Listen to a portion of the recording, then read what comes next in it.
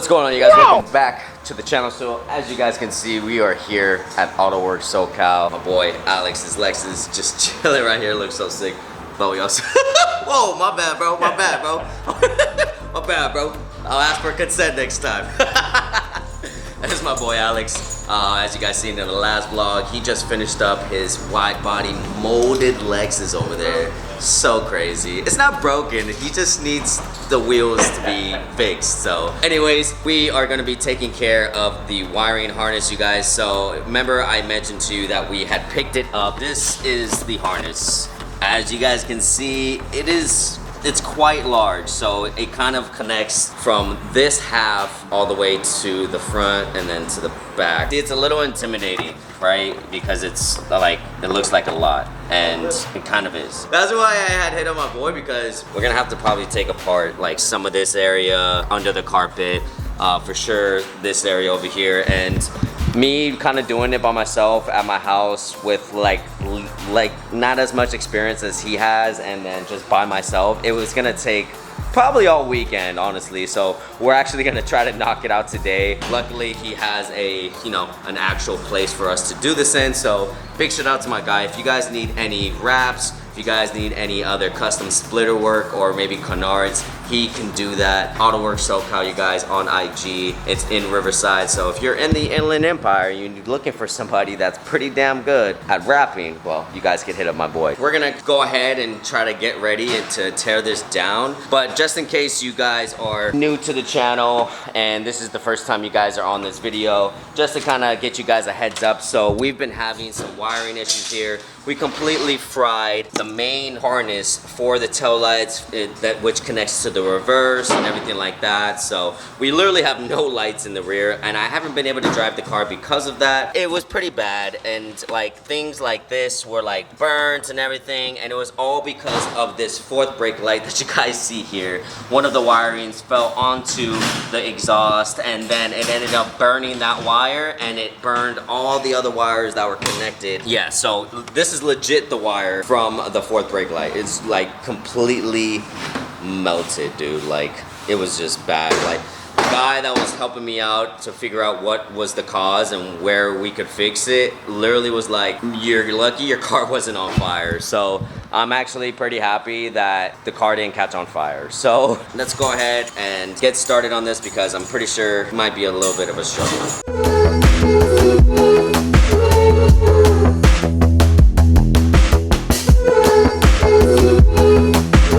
Alright guys, check this out. So we were able to kind of get the majority of the bumper off, and we were figuring out where the wiring was kind of going. So I didn't realize that the right tail light and the left tail light are actually on the same harness, which actually I guess is pretty good in our situation, because just in case there was something wrong with the right harness, it would be bad if they were separate. So Alex was like, look, let's see how far it actually goes down in terms of the last time me and my homie kind of went through the wiring and it was all fried and melted together.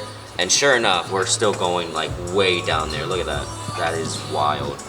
And that is deep into the harness. Like, y'all see where this is at? This goes right here. That's wild. So that means the whole wiring from here all the way down to here just fried, melted together. And to be honest, we actually don't even know if it even goes further than this point into here. We're trying to avoid having to take the whole thing out, because like I said, it is somewhat of a struggle. You guys can see that is a lot of the same harness that we're gonna maybe have to pull out, but like I said, we were trying not to have to, and so that maybe we can kind of splice it. But from the looks of what Alex is doing now, looks like he just said we're probably gonna have to take it all out. Is that right? I want to cut a little deeper to see if we can. Up here. Okay. Then again, I'd rather not, because this is where it breaks off. In terms of it being fried? Well, no, just how the factory makes it. So it can still be fried? Yeah, no, definitely. So if it's past this, then we're just gonna redo the whole thing. Alright, you guys. So probably a couple hours later since I last updated you guys. This is the new wire here, and this right here is the old wire that we just pulled out, and we're almost there. Almost there, you guys. We were trying to avoid having to pull out the seats and the roll cage. As you guys can see, the roll cage is still kind of in there, and so are the seats. But we got to get under the seat because the wire also connects under the seat. And that was very unfortunate because we're like, yeah, we're almost there, you know, and then we can start putting things together. And eventually we had to take out the seat. So if you guys are running a roll cage, this is a Studio RSL roll cage. And to get the roll cage in, you like legit have to take out your 2 front seats to get this roll cage in. Otherwise, you're not gonna get it out and you're not gonna get it in. So, I don't know about other roll cages, but that's how this one works. So, you guys couldn't see it. It was like a legit struggle. Mind you, Alex is like, well, you're like 6 foot, right? Yeah. Alex is like 6'1" maybe. And 4, thank you. yeah. 6'1", 6'4", same thing. He was not gonna be able to like get in here. So I legit was like in like all the way in here. And we had to legit pull off all of these panels. Like we pulled off this. There was just a tons of clips and plugs right here. As you guys can see, there's a plug into that. Multiple plugs into the stereo, the seat belt. It goes into the airbag over here. So that is legit all of what that left harness is for. Like it's for a ton of stuff. It's like cool to see and learn a little bit more about my car, because for sure I know how to like take it off kind of now and what goes to what, but definitely frying your harness is not fun and replacing it is not fun. But thankfully I have a really good friend that took the time out of his day to help me struggle. So we're making progress, you guys. At least, you know, we're gonna get it done today, and I'm gonna have tail lights, and I don't have to worry about getting pulled over and stay ripped. And I can actually go to, you know, certain things, you know, because I haven't really been driving the car, literally because of this reason. Now we're gonna go ahead and take out the front seat and see if we can kind of get under there without having to take out the roll cage, and I'll show you guys exactly what that looks like. Oh my gosh. We got the seat out, and we finally got the whole wiring out. I mean, the first time is difficult because you don't know how things go, right? You know? It's been 3.5 hours. Listen. I'm ready to go home. I'm tired. He says 3.5 hours. If I was by myself, it'd be so much freaking longer. So I just wanted to kind of give you guys a little bit of a hint. That doesn't make me feel better. I want to give you guys a little bit of a hint. Look, check this out. So this is basically the front of the harness. This will connect to the ECU. This is your airbag here. And then this is what connects to basically your infotainment system. So I want to say, you know, what obviously regulates the reverse camera and everything. And this is the cord that we were like, no, not more. So obviously the ECU gets connected here. The airbag gets routed up and through this hole over here.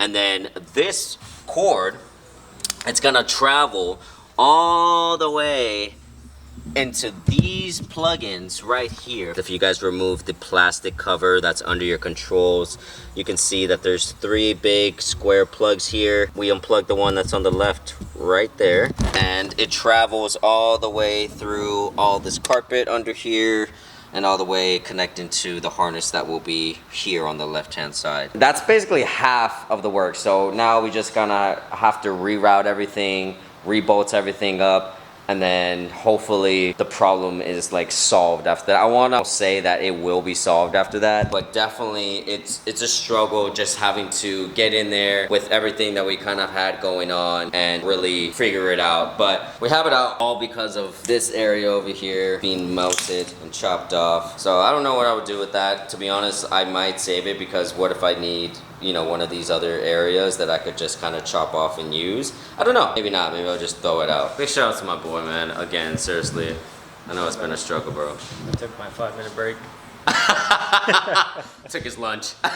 So we're gonna get back to it because it's 1:45 and we want to try to finish, you know, in a timely manner. Just give you guys an update on the next process. So the harness is completely in right now, and we hooked up the tail lights, and guess what? We still have a problem, and it's very, very irritating, honestly. So the lights work. I don't have no signs on the dash or anything the lights technically work, but technically don't. And the reason I say that is because I have turn signals now, I have brake lights, but I don't have any daytime running brake lights. When you turn on the lights and everything, like these don't come on.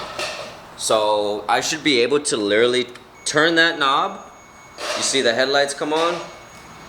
The tail lights should also come on with those as well, and they don't. Nothing does. Obviously this isn't hooked up because we still need to hook that up. So brake lights are on when he's on the brake, but the running lights aren't on. No, they're also on. The Whoa. brakes does the running and the brake. Oh, you're right. Yeah. You're right. That's one thing that Alex was mentioning, was that both are on at the same time for some reason.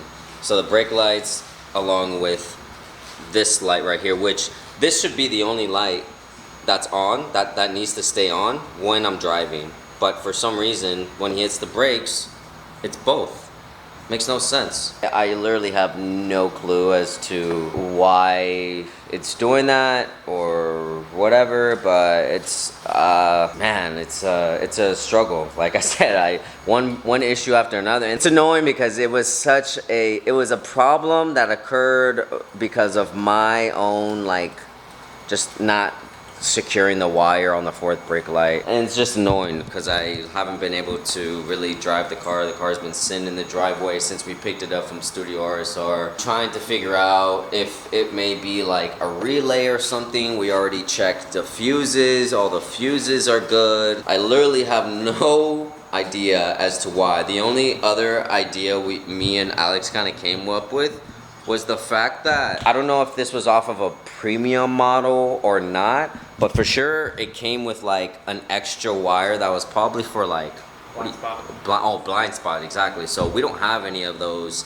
sensors on our car, so that's not plugged in or anything like that. Not too sure if that plugged, you need plugged in for the lights to work. I would doubt it, but we know that this harness is probably like from like a premium model or something, but it should still technically work. Technically. I'm not an electrician, so I don't fully know. But in my head, it should technically work. So I hit up my boy Subaru, which you guys, if you watch the video of us finding out how this ended up happening, or you know, the cause, he helped us out to kind of piggyback the system and get back home or whatever. So I hit him up. Hopefully he's able to kind of help us figure out why our brake lights just aren't working. Maybe he can kind of, you know, splice some stuff up, see what's running where. I don't know, you guys, but definitely disappointing. I will say, in terms of like, we have a good harness. Like, we have a good harness. Like, the harness is actually good. Like, I don't think that there's an issue with the harness. There just might be something wrong that we're not knowledgeable of. We still gotta put the car back together fully, so we're gonna go ahead and do that. We kind of took an L, but we kind of took a W at the same time, so I don't know. Well, I'll give you guys an update in a moment. Alright, you guys, so it is a week later and I'm currently editing this vlog for you guys, and we're still in the same spot. Like, I had hit up on my boy that I told you guys about, Subaru, and we were kind of going through the things, going through like what it could be, and we're both at a loss. And if I'm at a loss and he's at a loss, then it's a we really don't know what's going on, you know. So you know, I don't think it's the harness for some reason. I feel like it has to do something now with the actual car itself, or maybe the port that the plug of the harness goes into. Like, what if it traveled all the way back into like the main port in front of the car, where the beginning of the harness starts? I really don't want that to be the cause, because I feel like that would be such a bigger problem than what we have.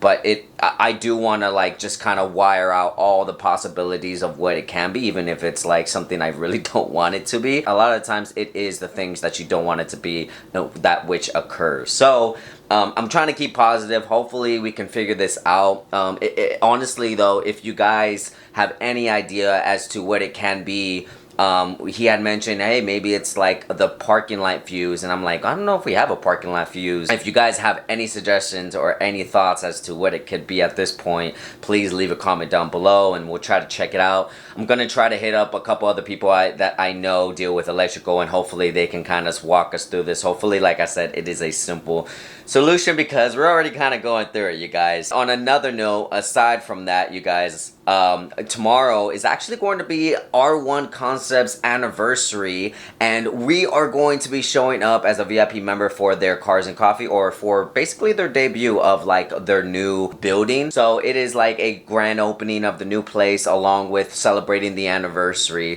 for these guys. I think it's like the 20th anniversary. So super cool. It should be a lot of fun. I definitely got back those carbon parts, you guys, that I was telling you, the carbon canards in the front. Oh my gosh, if you're following the story, I showed you a little bit of a glimpse of them on the story. They're so freaking good, you guys. I cannot wait for you guys to see them. That will be happening tomorrow, so I'll make sure I'll get some of that tomorrow, and then we may have a photo shoot following up with that the next day. So I definitely am trying to keep it moving, you guys. I'm still trying to drive the car, because I could drive it technically. It just, you know, gets scary at nighttime. That's all I got for this episode, you guys. We're gonna try to figure this out. If this is your guys' first time to the channel, please be sure to like and subscribe. We are growing, and I appreciate every single one of you guys that have gone on board and that have been through this journey with me, you guys. So make sure you guys live long and prosper. I'll see you guys on the next one. Later.